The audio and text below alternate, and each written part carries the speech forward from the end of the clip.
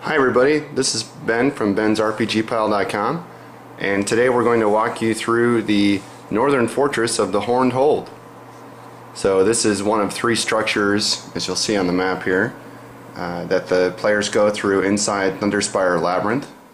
And today we're just going to show you the individual rooms we created and our interpretation of this part of the map.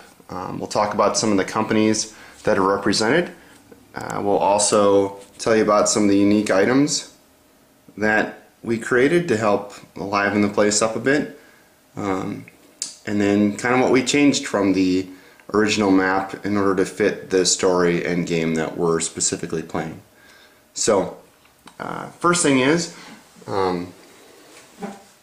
we have the portcullis area. So come around here. So we'll start with the entrance. One of the first things you'll see as a change is we added battlements. Those are the castles deals here from miniaturebuildingauthority.com. We did that because I like to always have ranged options when the party's doing battles, and their original mod there was just a wall, and everything's more fun with battlements. So from there you have the weapons room, like so. Oops. And one of them are my favorite pieces in there is the weapons rack that we created using the bitbox from Gamers Inn. Pulled off weapons from different creatures that people had just tossed aside. You also see the usual Dwarven Forge items in there. That crystal right there, we use that for whetstones. Do a skill challenge, see if they can pull off whetstone successfully. That always works out great. And then the infamous suit of armor, which everybody seems to ask me about. That's something you can get from Dwarven Forge's item pack. So from there we have the Orcs Barracks, and unique about this room is the beds that we made. That was a custom mold that one of our DMs at Gen Con did. You see fire bats in there because this is where the group decided to rest. Try to do an extended rest, and I rolled a wandering monster table, and so they had to fight some fire bats before they could call it a day. The prison is a new area that I added to the module. It's because I have a plot hook that gets them to the third module in this series, and so I needed to establish the hook early, so I felt like it was time to create a prison and put that in there. What's great to me about the prison, we're always trying to create pieces that can be reused, and you'll see here the cell doors with the wire mesh. Those could be used across the dungeon as many different things. I also just want to touch upon the item cards real quick. This is something new that we created. You'll see the guy in the cell there, that's Norhand Woodsart, and he's part of a special quest I made, again, that I wanted to tie into another module. So we created NPC cards to help the guys focus, honestly, just a little bit better. And I think stories are much more interesting when you can put faces to the special characters. So we created the front card there, and then all the details of them on the back. And you know, we play once a month, and sometimes it's hard to remember what the heck happened, so those NPC cards are also a great reference. We even created a prisoner right there, and that's his NPC card. That's old Jaren Resk, and the guys from the Twitter forums helped me name him. So again, like so. You can download the NPC card templates on our download section of our website. We started them from somebody who provided the original template. We tried to make it better, and so we're just trying to share the love. There's the well area. That's a water source for the northern fortress. You'll notice the sunken in dungeon tile. Again, one of our favorite things to do with dungeon tiles and with Hearst Arts. Love the 3D effect, but I think that turned out pretty well. I have some surprises in that room for the guys. Next we'll kind of talk about the main feature of the room, and that is the workshop, or the blacksmith area. Urwal, that's this guy right here, He is the master smith at the Durger workshop, and so we felt that this was the room we could make the most unique and have the most fun with. So we really put a lot of time into the workshop. This is his quarters, right here.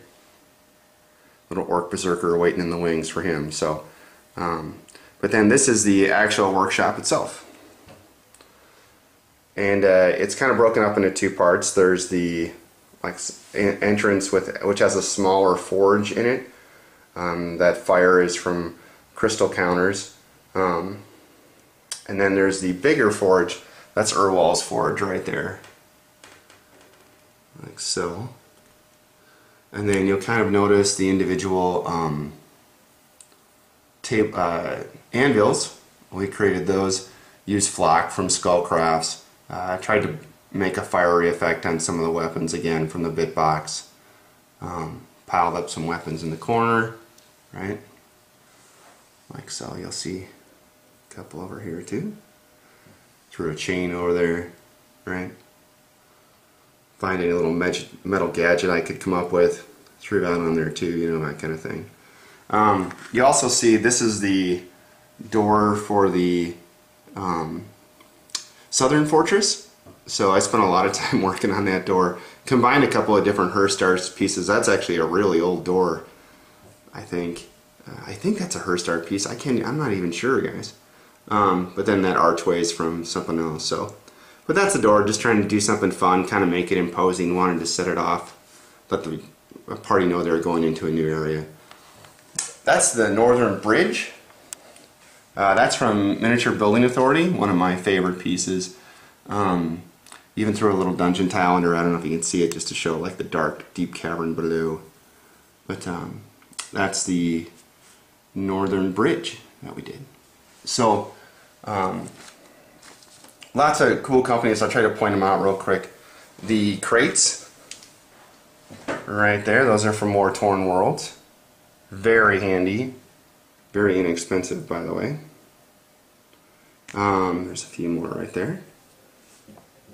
The haystack, JR Miniatures. Great customer service, by the way. Some of the nicest people you ever meet. Like so, that puzzle piece, that's something that we're going to review on our weekly blog. So we'll tell you more about that, but that's a custom puzzle we made, and the group is slowly finding those pieces as they go through Thunderspire Labyrinth. Okay.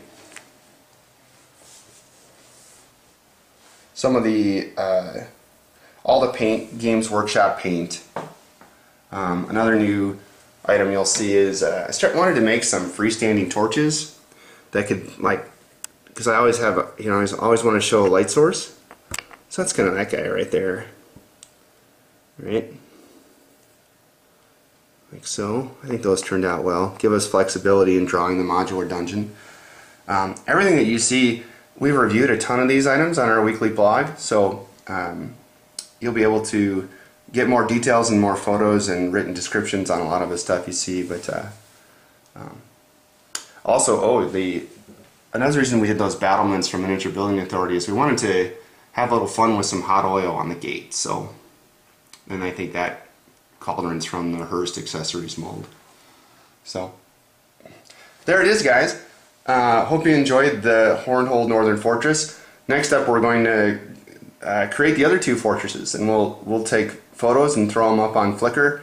We're going to throw this video up on YouTube and lots of other videos, and hopefully we're currently building the Lava and a Cup of Java, which is our Phoenix Comic Con dungeon delve, and we're going to start to release the story and game pieces for that for everybody to look at. So you'll be able to see that up on our YouTube channel and also on our Wizards community site. So hope you guys enjoyed, and there it is. This is Ben from bensrtppile.com.